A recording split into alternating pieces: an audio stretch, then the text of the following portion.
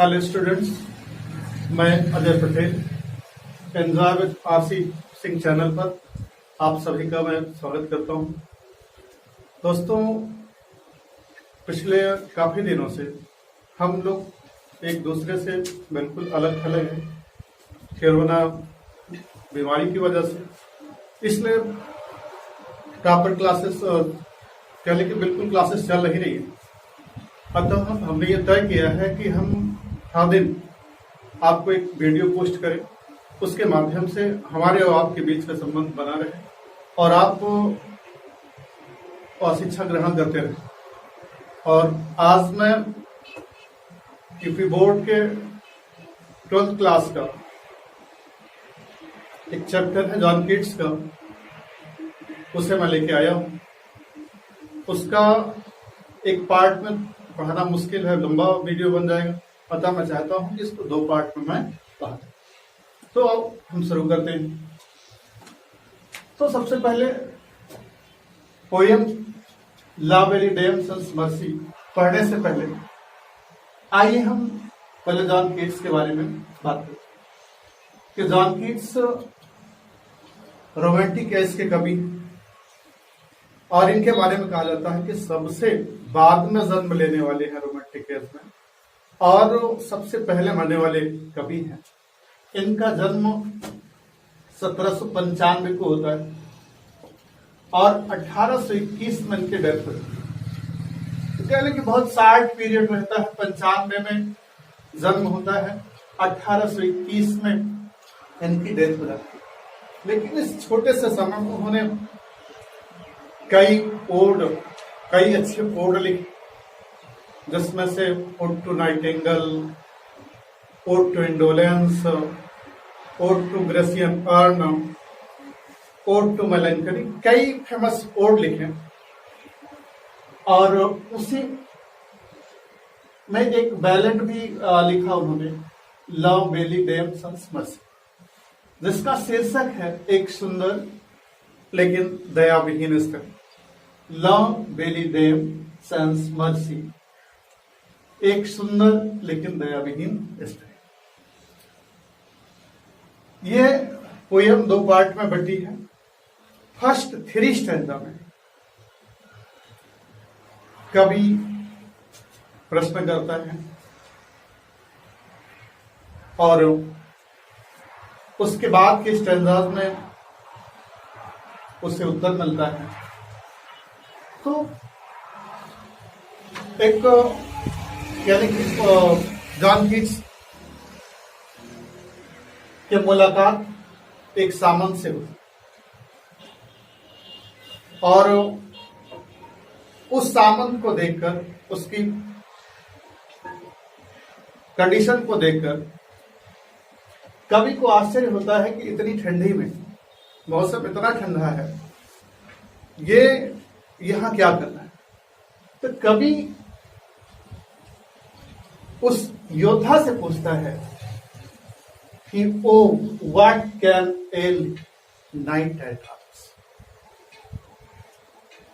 Night at arms, हे सूरवीर, what can ail, कौन सी ऐसी चीज है जो तुम्हें कष्ट दे सकती। एलोन एंड पैलिले, एलोन अकेले, एंड पैलिले पीले पड़ करके, लोइटरिंग कर, लोइटर का मतलब यह होता है टहलना, अकेले और पीले होकर टहलना। The sage has withered from the lake, झील की घासें has withered, सूख चुकी हैं, from the lake, झील की घासें बिल्कुल सूख चुकी हैं, and no bird sings, और कोई चिड़िया गीत तो नहीं आती। जब कवि की मुलाकात एक सामंत से होती है जंगल, उस सामंत को देखकर वो क्वेश्चन करता है कवि कि वो what can ail thee knight at arms, कि हे सूरवीर, ऐसी कौन सी चीज है जो तुम्हें कष्ट दे।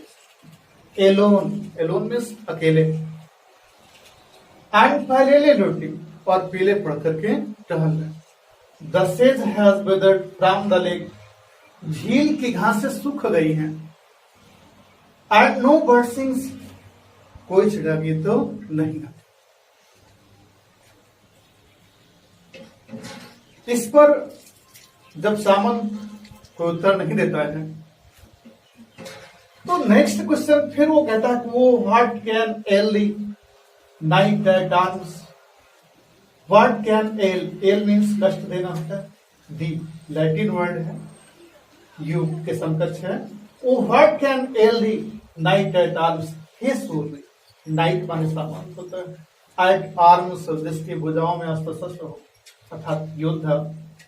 तो what can ail thee knight at arms, कि हे सूरवीर ऐसी कौन सी चीज है जो तुम्हें कष्ट दे सकती है। सो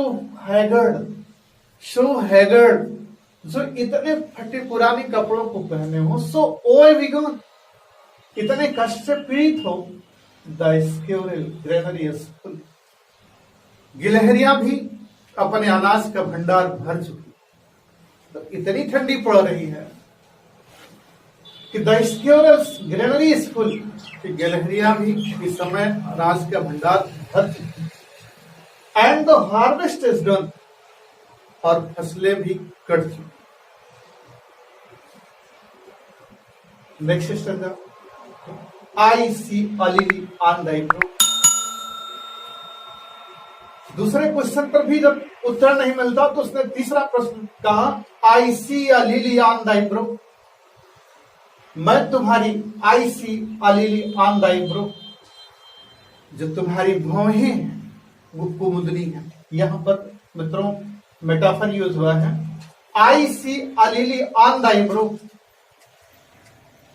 मैं तुम्हारी भौं, जो तुम्हारी भौहें हैं वो कुमुदनी के फूल की तरह हैं। विथ एंगोइस, जो पीड़ा से। मोइस्ट एंड फेवर्ड, जो पीड़ा और पसीने से दम हो गए। And thy cheeks of fading rose, और तुम्हारा गाल। एंड दाई चीक्स, और तुम्हारा गाल। ऑफ फेडिंग रोज, एक मुरझाते हुए गुलाब की तरह है। फास्ट बथरे टू, जो ये भी तेजी के साथ सुख। आई मेट, अब इसके बाद सामंत उत्तर देता है कि I met a lady in the meads, I met a lady in the meads, मेरी मुलाकात एक, I met a lady in the meads, meads में चरागाह होता है। मेरी मुलाकात चरागाह में एक लड़की से हुई या महिला से हुई। फुल ब्यूटीफुल, जो पूरी तरह से सुंदर थी। अ फेयरी चाइल्ड, ऐसी थी जैसे परियों की बच्ची हो। हर हेयर वाज लॉन्ग, उसके बाल लंबे थे। हर फुट वाज लाइट, उसके पैर, हर फुट वाज लाइट, उस मतलब मंद कदमों से वो चल रही थी। And her eyes were wild, और उसकी आंखें प्रेम से भरी थी। And her eyes were wild, her eyes, उसकी आंखें वर विल्ड, मदमस्त तथा प्रेम से भरी।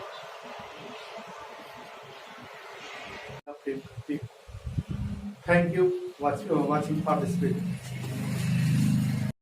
हमारी पूरी वीडियो को देखने के लिए इस चैनल को सब्सक्राइब कीजिए।